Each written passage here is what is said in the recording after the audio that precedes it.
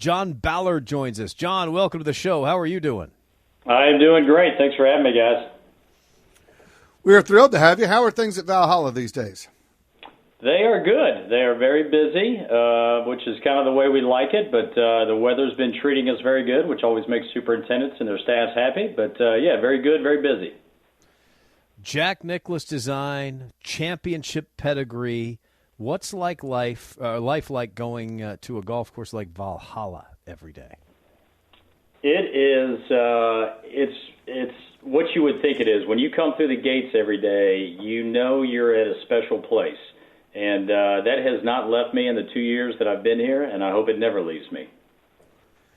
I've walked the golf course many, many times. Most recently in the PGA that Rory won, and I marvel at the condition that you guys are able to keep that golf course in, because there's so much elevation change, and it seems like at the bottom of every hill there's some sort of body of water. Talk about the challenges of being the superintendent at Valhalla. Yeah, well, I think the challenges start with just the location of the area that we're in, being in this transition zone where you can have different grasses thrive at different times, be it cool season or warm season, and that's a major component of kind of this renovation that we're in. And so at certain times of the year, we can get things looking really good, and then other times we have a tendency to not put out the product that we want just based on this area, based on these microclimates, that elevation you talked about, and things like that. Yeah. All right, so let's talk about that. There's been bent grass golf course every time we've seen it. Bent grass, a nice cool season grass. And you guys are making the move. Now, when we've seen it at a PGA championship, for example, it's hot. Well, at the Ryder Cup in 2008, I remember it being hot.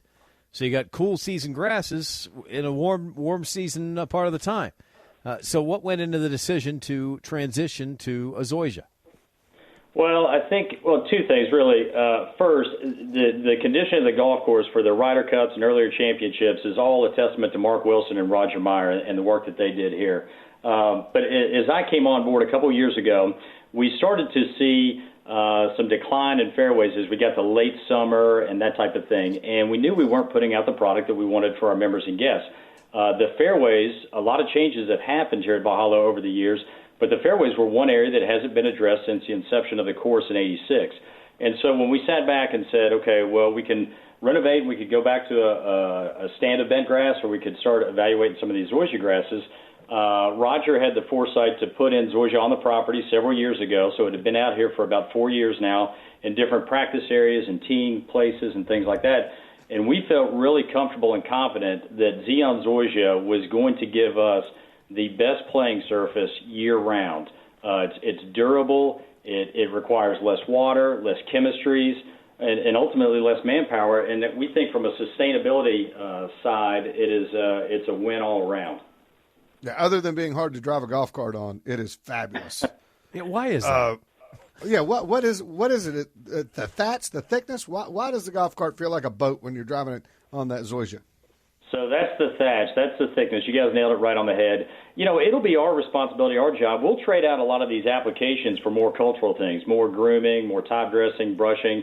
And so we'll really work hard to try to mitigate a lot of that we've seen before. Talk about this renovation. What type of time frame are we looking at? So we started the work, I guess really we started it about a year and a half ago with the planning and things like that. We were fortunate enough to partner with Green Tea Golf and Sanders Golf. Cole and Earl Sanders are in giving us a hand.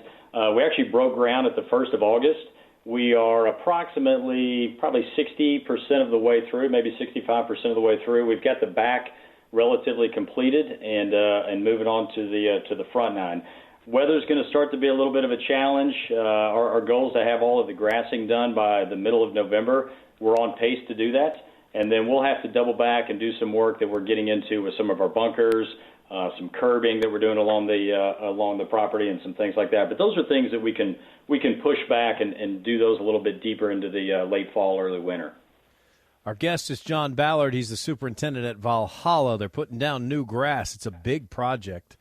You've seen the golf course. You know the golf course. It's going to look and play a little bit different when we get finished.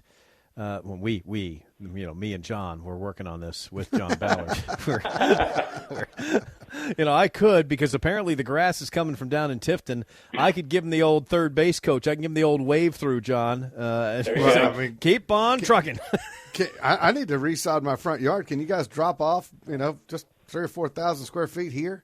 Yeah, tell us what's going on with this, because you got a bunch of old sod, which is probably still grow. What's going on with the trucking of the sod? So we partnered with BuySod, who is well known and reputable for their sod. Andy Perry specifically, who we're working with. But the sod is coming out of Silverton, Georgia, and I guess kind of the way that we've orchestrated and set it up is pretty neat, because the sod will be harvested. So tomorrow's delivery is being cut now. It'll be loaded onto trucks. Those 4 trucks will drive to the Tennessee-Georgia line. They'll swap with 4 other drivers. Those guys will then bring it to Valhalla. The sod typically arrives between 6 a.m. and 9 a.m., and then we get it unloaded and then laid out on ground that's prepped and watered inside of 24 hours. And the quality of the sod has been outstanding, and the ability to get it here from a very long distance away, get it down and get it watered in has worked very well. You got a major coming. It's in 2024. Do you think that far ahead, or obviously this is all going to be in place when we get there. But is there already other types of planning going on for that? Absolutely. I mean, at the forefront, the grass is the major component. And so some of the questions that were asked was, the PGA Championship was moved from August to May. So how quickly would that zoysia green up? That's where having it on property for several years and kind of monitoring soil temperatures and how it greens up was important to us. And we felt really confident that we can do that. But in addition to this, we've also got some new championship tees. Kerry Haig has been on site on several occasions. So we'll have new tees on 1, 12, and 14. And I just actually came off the course off the one on 12, and it is outstanding. It looks great. Okay, John Ballard, our guest, the man in charge at Valhalla. Well, what's going on with the old bent grass? Can we zip that over to Wilmington, North Carolina? You're taking a lot of bent grass. It won't survive here. It won't survive here. What do you do with the old bent grass? You got a lot of grass that would still grow. I mean, bent grass, if you take a divot out, you put the divot back, it'll grow again. Who's getting that? Well, so what we did at the very onset, we just reached out to local golf courses to see who needed some help. Did anybody need some grass for collars or an approach or anything like that? And we had 4 different golf courses come by, and we just helped them harvest it, load it up, and they took it and were able to use it on their properties. And then the rest of it, we ended up just taking out.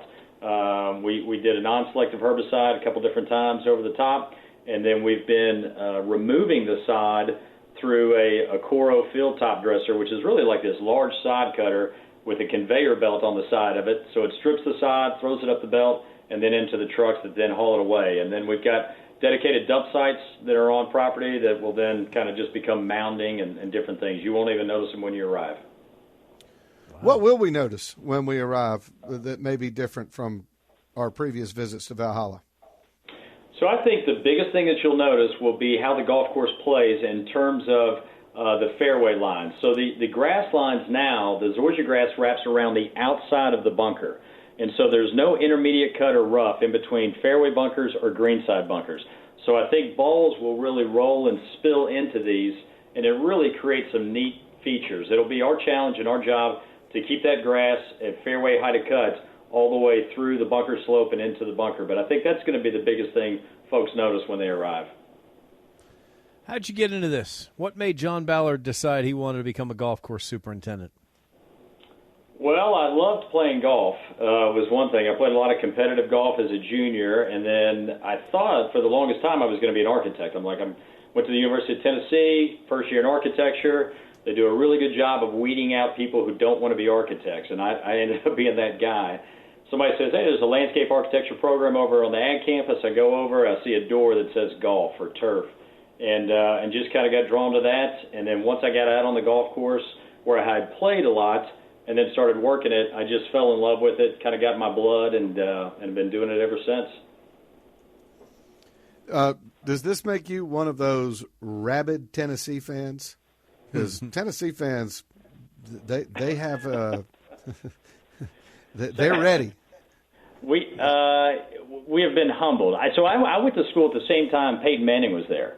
So the same 4 years, I got to go as a college student and watch Peyton play. We win the national championship the next year.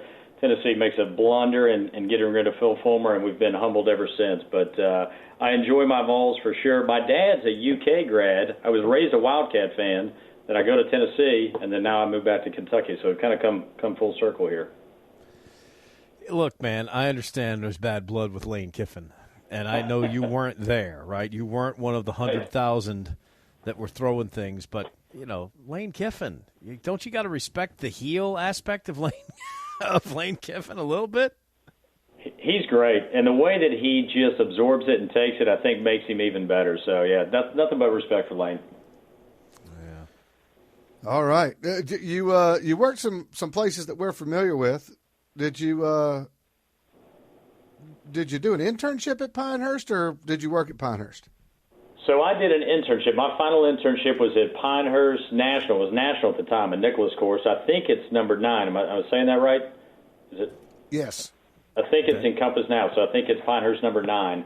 But, yeah, that was my last internship, was working at that Nicholas course there. It was actually at a Nicholas course prior to that at Cordillera. He's got a summit course out there, so maybe I've got an affinity for following Jack around. But he's certainly built a lot of great ones, and just happy to be helping maintain it, part of our team here. Does he come visit? Have you gotten to talk to him about your golf course?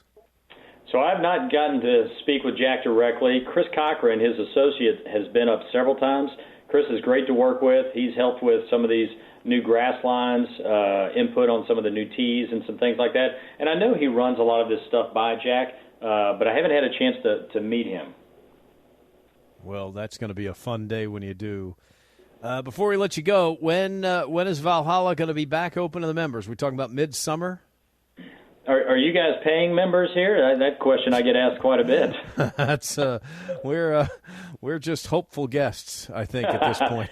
We are actually hoping to get some limited play out on the back nine this year. But really, in truth, it'll really be early next year, kind of when our season opens in late April and May and things like that the golf course will come online. And I also think it's going to take us a little bit of time. This project is big. You just don't kind of grow out of it. A lot of the zoysia is going to start transitioning dormant.